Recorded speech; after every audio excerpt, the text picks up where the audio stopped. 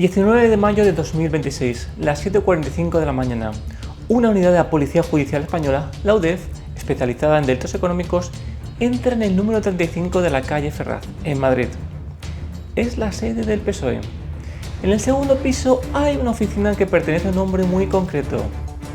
Esa misma mañana, otros agentes llaman a la puerta de un chalet en Las Rozas. Quien les abre es José Luis Rodríguez Zapatero, presidente del Gobierno de España entre 2004 y 2011. Le entregan un auto firmado por el juez José Luis Calama, de la Audiencia Nacional. 85 páginas, 3 delitos: organización criminal, tráfico de influencias y falsedad documental. Y la causa investiga un cuarto: blanqueo de capitales. El caso no empieza en España, empieza en 2024, en 2 despachos, uno en Suiza y otro en Francia. Las autoridades de los 2 países envían a la Fiscalía Española una alerta. Han detectado movimientos sospechosos de dinero y ese dinero parece proceder de fondos opacos venezolanos. No de un rescate, de algo más grande, del petróleo. En este vídeo no voy a explicar los detalles del rescate de Plus Ultra, para eso ya hay muchos vídeos. Voy a ir a algo más profundo. ¿Cómo se saca el dinero de un país entero? ¿Cómo se transforma para que parezca legal? ¿Y cómo ese dinero acaba comprando pisos en Madrid, oro en Estambul y aviones en España? ¿Y por qué un expresidente del gobierno español, según la hipótesis de la justicia, puede haber sido parte de este entramado? ¿De dónde sale el dinero? Para entender este caso hay que entender una cosa. El dinero del que hablamos no se ha robado a Venezuela desde fuera. Se ha robado desde Venezuela al pueblo venezolano. ¿Por quién? Por ministros, militares y empresarios con acceso directo al poder. Hay 5 puertas por las que ha salido ese dinero. Las cuento rápido. Puerta 1. El petróleo. Venezuela tiene las mayores reservas de petróleo del mundo y una empresa estatal, PDVSA, recordad este nombre, es la madre de la corrupción, según dijo la directora de Transparencia Venezuela. El truco es simple. PDVSA firma contratos con proveedores extranjeros y esos contratos se hinchan. Una pieza que vale 100 se compra por 150. Los 50 sobrantes se reparten en sobornos. Un solo caso judicial en Estados Unidos, el llamado Money Flight, documentó que desaparecieron 1.200 millones de dólares de PDVSA en 6 meses. Puerta 2. El cambio de divisas. Durante años, en Venezuela había 2 precios para el dólar. Uno oficial, barato, que daba el gobierno, y otro paralelo, en el mercado negro, que podía costar 10 o 20 veces más. Imaginaros la jugada. Tú eres un empresario con contactos. Pides dólares oficiales diciendo que vas a importar leche en polvo. Te dan 1 millón al precio oficial, pero la leche en polvo nunca llega. Vendes esos dólares en el mercado negro y multiplicas por 10. Un economista venezolano calculó que entre 2003 y 2012 desaparecieron así casi 70.000 millones de dólares. El propio Maduro lo admitió en televisión en 2013, dijo literalmente: hubo un fraude. Yo lo voy a exponer al país la verdad de lo que sucedió ahí. Hay responsabilidad de funcionarios sin lugar a dudas. Pero nadie fue procesado por ello. Puerta 3. El oro. En 2016 el régimen decretó el Arco Minero de Orinoco, una zona del tamaño de Portugal, sin apenas controles ambientales, sin apenas controles de nada. La solución oficial: abrir la Amazonia venezolana a la minería. La solución real: se entregó una parte del país a grupos armados, guerrillas, mafias del oro, sindicatos mineros, militares, a cambio de un porcentaje para el régimen. A partir de ahí, la zona se convirtió en un territorio sin ley. Ese tema es tan profundo que requería un documental exclusivo para ello, pero no quiero desviarme del fondo del tema, que es el blanqueo de capitales, así que en este vídeo no entraré en detalles. El régimen lo usa de 3 maneras. Pago directo de importaciones. Venezuela, por las sanciones, no podía acceder al mercado de dólares, con lo cual empezó a pagar en oro. Aviones llenos de lingotes salían de Caracas hacia Turquía y volvían con comida o combustible. También se utilizó para reservas paralelas. Parte del oro acababa en cuentas controladas por personas del régimen en bancos discretos del Golfo Pérsico. También, como os podéis imaginar, para sobornos y comisiones. Para los militares y los funcionarios que protegían las operaciones, una parte del oro iría directamente a un sueldo en negro. ¿Has oído hablar eso de que Zapatero tiene una mina de oro en Venezuela? Sí, es en esta zona. Además del oro de Orinoco, Las reservas oficiales de oro del Banco Central de Venezuela se han desplomado. De 366 toneladas en 2013 a unas 47 hoy. Es una de las mayores fugas de oro de la historia reciente. Y la fuga no fue de golpe, sino un goteo de más de una década. El régimen pagó importaciones directamente con lingotes y vendió cantidades enormes a compradores discretos en Dubái. Y otra parte sencillamente desapareció. Lingotes que estaban inventariados un día en el Banco Central y al siguiente ya no estaban, sin que figuraran en ninguna venta ni en ningún pago oficial. Puerta 4. Los alimentos. Las cajas CLAP eran un programa social del régimen para repartir comida subsidiada a las familias pobres. Sobre el papel, una idea buenísima. En la práctica, una de las mayores estafas alimentarias de la historia de América Latina. Se importaba comida desde México, Colombia y Turquía y se hinchaba la factura. Lo que valía uno se facturaba como 3. Y no era solo el precio. Las cajas llegaban con menos productos de los prometidos, con alimentos caducados o de calidad inferior. Mientras millones de venezolanos hacían cola para recibir su caja mensual, la diferencia entre lo facturado y lo entregado acababa en cuentas en Panamá, Hong Kong o los Emiratos. Puerta 5. La droga. Y luego está el narcotráfico. Durante años, Estados Unidos ha acusado a la cúpula militar venezolana de proteger el paso de la cocaína colombiana hacia el Caribe. Lo llamaron el cártel de los soles, por las insignias de los altos mandos del ejército venezolano. El caso más sonado es el del Pollo Carvajal, ex jefe de inteligencia militar del chavismo durante una década. Vivió escondido en un piso de Madrid hasta 2021, cuando la policía española lo encontró tras una operación de la DEA. Fue extraditado a Nueva York en julio de 2023 y en junio de 2025 se declaró culpable de colaborar, entre otras cosas, en el envío de 5,6 toneladas de cocaína en un solo cargamento. 5 puertas: petróleo, divisas, oro y comida y droga. Por ellas han salido, según Transparencia Venezuela, alrededor de 600.000 millones de dólares en 25 años, más que la deuda externa del país. Pero el dinero no se evapora, tiene que ir a algún sitio y tiene que dejar de parecer sucio para poder ser usado. Eso es el blanqueo y ahora viene la parte interesante. ¿Cómo se hace? ¿Cómo se blanquea el dinero? Olvídate de las películas, el blanqueo serio no se hace con simples maletines, se hace con abogados, con notarios y con 3 pasos que casi siempre son los mismos. 1. Meter el dinero sucio en el sistema financiero. 2. Moverlo entre tantos sitios que nadie pueda seguir el rastro. Y 3. Hacerlo aparecer en algo legal que puedas tocar. Una casa, una empresa, un avión. Vamos a verlo con 3 casos reales. Ejemplo 1. Los pisos del barrio de Salamanca. En 2018, una operación policial llamada Carvela detiene a 4 personas y embarga 115 inmuebles, un hotel, 2 edificios enteros de apartamentos, 60 villas en Marbella, 12 pisos en el barrio de Salamanca y más de 60 millones de euros en propiedades. Entre los detenidos, un ex viceministro chavista, Nervis Villalobos. ¿Cómo se compraban esos pisos?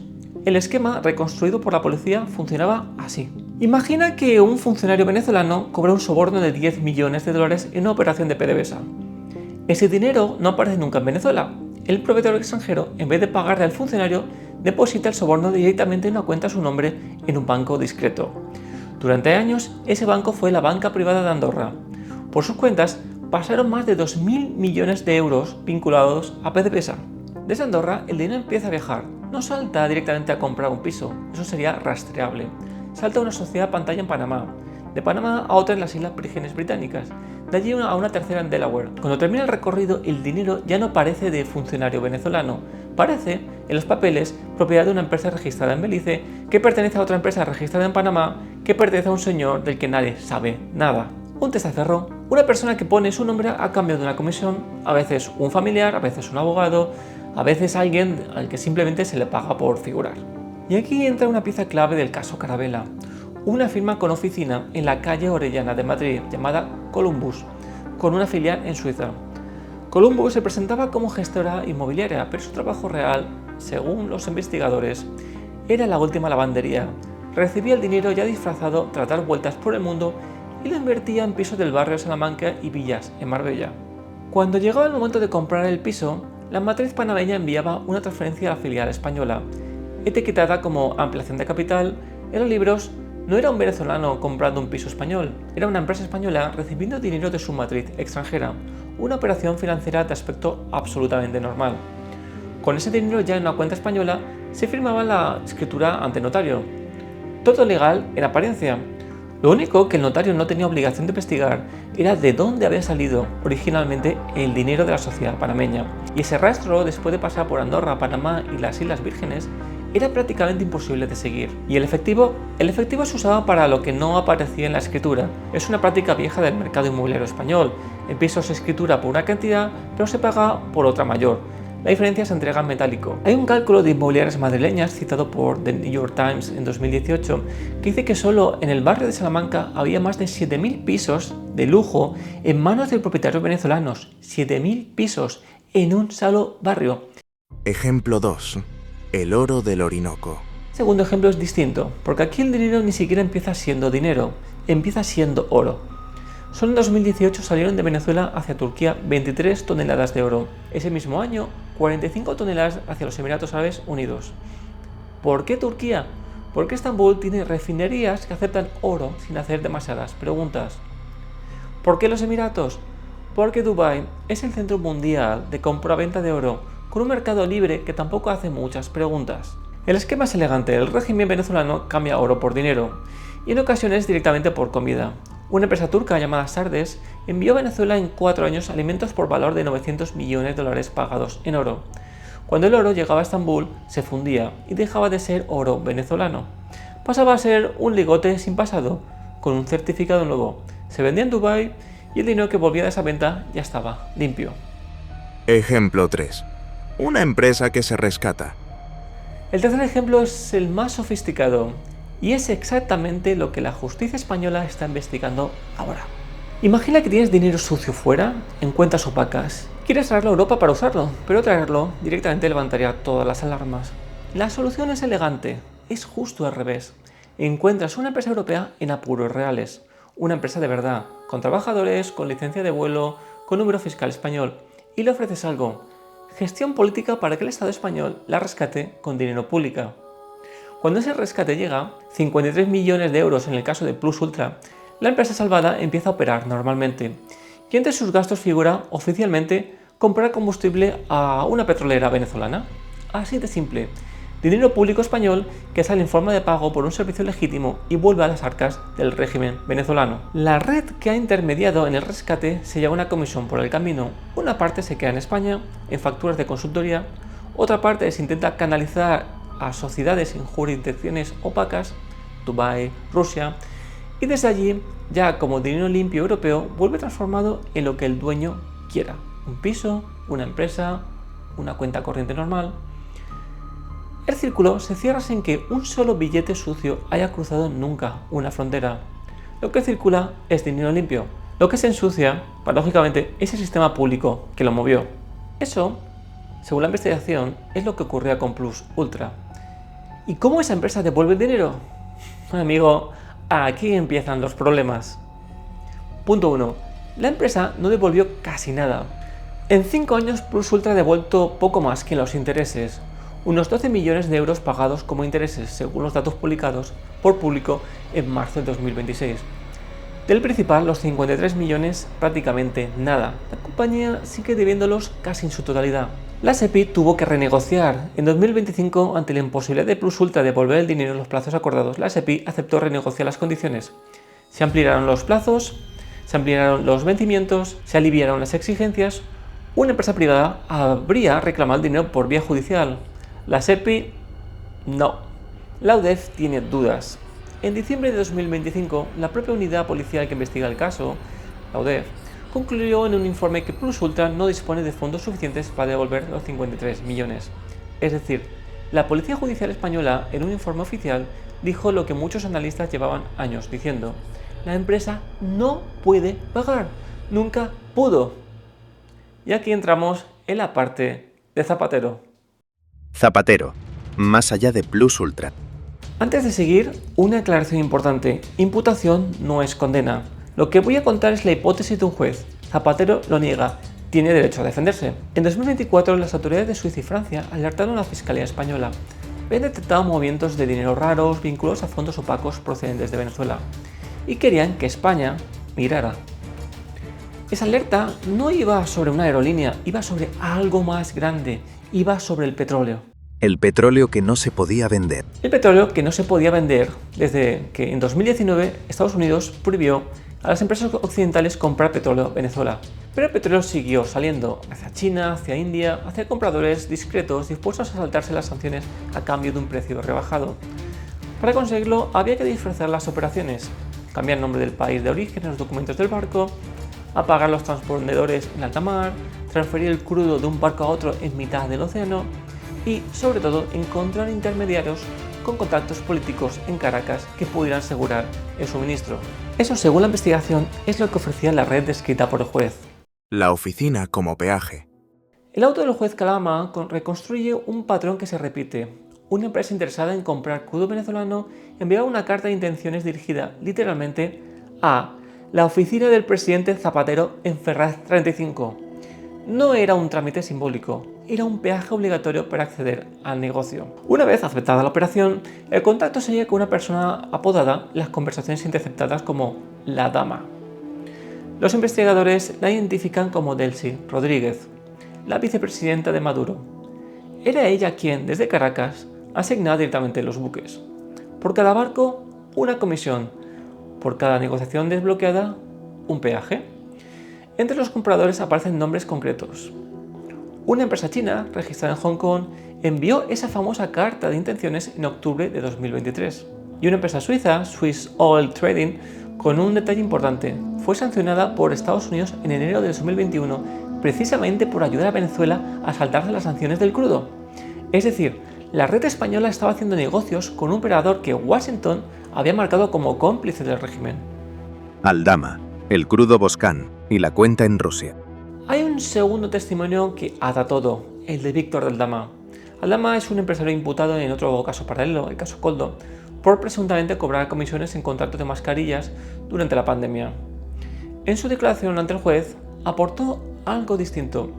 Dijo conocer una operación de petróleo venezolano cuyo destino, según él, era financiar al PSOE y a la Internacional Socialista. Conviene subrayar que son afirmaciones de un imputado, no una sentencia ni pruebas definitorias, pero la operación que describe es muy concreta. El 20 de enero de 2020, Delcy Rodríguez aterriza en Barajas en un avión privado, pese a tener prohibida la entrada en suelo europeo. Es el famoso caso Delcy Gate. La recibe en pista el entonces ministro José Luis Ábalos. Apenas 2 semanas después, el 4 de febrero de 2020, está fechado un certificado de disponibilidad de 6 millones de barriles de crudo venezolano, valor 250 millones de euros. Aldama afirma que tras el Delcy Gate, Zapatero tomó el control de esa operación y que él, Aldama, perdió la negociación cuando el expresidente pasó a dirigirla. Y aquí está el detalle. Aldama declaró que se anticiparon 5 millones de euros en una cuenta en Rusia vinculada al entorno de Zapatero. Ojo, no es petróleo ruso, es una cuenta bancaria en Rusia usada como puente. El mecanismo es el mismo del que hablábamos antes, al dejar el dinero de su origen, hacerlo pasar por jurisdicciones donde los investigadores europeos no pueden mirar fácilmente, y Rusia a estos efectos funcionaba como Andorra funcionaba 15 años antes. Un punto ciego. El patrimonio de Zapatero. Y hay un último dato que ayuda a entender por qué el juez ha visto indicios suficientes para imputar. Cuando Zapatero dejó la Moncloa en 2011, declaró un patrimonio de unos 130.000 euros. Como expresidente, su sueldo oficial ronda los 4.500 euros netos al mes, más dietas por conferencias. 15 años después, según el análisis publicado por el detective de delitos económicos Juan Carlos Galindo, el patrimonio investigado de Zapatero podría alcanzar alrededor de 6 millones de euros. De ellos, unos 2 millones estarían en una cuenta en Dubái. Y honestamente, conseguir todo este patrimonio elaborando informes de geopolítica, no hay abogado que defienda eso. Una oficina, varios servicios. Esa es la imagen completa que dibuja el auto, no un cobro puntual por un rescate. Un sistema, una oficina en pleno centro de Madrid, dentro de la sede del PSOE, que durante años habría ofrecido a la red económica del chavismo 3 servicios al mismo cliente. 1. Acceso político al núcleo del poder venezolano, Maduro, Delcy Rodríguez, gracias a la cobertura de la mediación oficial. 2. Intermediación comercial, poner en contacto compradores asiáticos y operadores suizos con cargamentos de crudo venezolano sancionado, y 3. Un vehículo financiero europeo, una aerolínea española en quiebra técnica plus ultra, por el que el dinero podía circular dentro del sistema legal europeo y recibir incluso fondos públicos del propio Estado español. Si el juez tiene razón, plus ultra no es el caso, es la grieta por la que se ha visto el resto. ¿Por qué esto importa? Esto importante no es la comisión de Zapatero ni la cuenta de Dubái, es lo que viene por debajo. Mientras una red cobraba comisiones por mediar en el negocio del petróleo venezolano, en Venezuela 7 de cada 10 personas vivían en la pobreza. Casi 8 millones de venezolanos abandonaron su país. Un sistema sanitario que colapsó. La inflación llegó a niveles que no se veían en el continente desde hacía un siglo. Ese dinero no salió de nada. Salió de hospitales y medicinas, de escuelas sin libros y pensiones que no llegaban. Y acabó en pisos del barrio de Salamanca, en ligotes refundidos en Estambul y en cuentas en Andorra. El 3 de enero de 2026, una operación militar estadounidense capturó a Maduro, en Caracas. Por primera vez en 25 años, el régimen que organizó este sistema ya no está en el poder. Los testaferros empiezan a hablar, los archivos empiezan a abrirse, los cómplices empiezan a aparecer. Es muy probable que en los próximos meses sepamos cosas que hoy ni siquiera imaginamos. La pregunta que dejo encima de la mesa no es si Zapatero es culpable, que aparentemente huele bastante mal, pero eso lo decidirá un tribunal. La pregunta es otra: ¿por qué la administración pública española se ha convertido en un cliente de una oligarquía venezolana y de la gobernante? ¿Dónde está el pensamiento crítico? ¿Por qué Hacienda investiga si no has declarado la apuesta que ganaste en una pelea de Ilia Topuria y sin embargo no investiga de dónde salen los fondos de Zapatero, o por qué el hermano de Pedro Sánchez vivía en España sin pagando los impuestos en Portugal? Esa es la pregunta y la respuesta probablemente no nos va a gustar.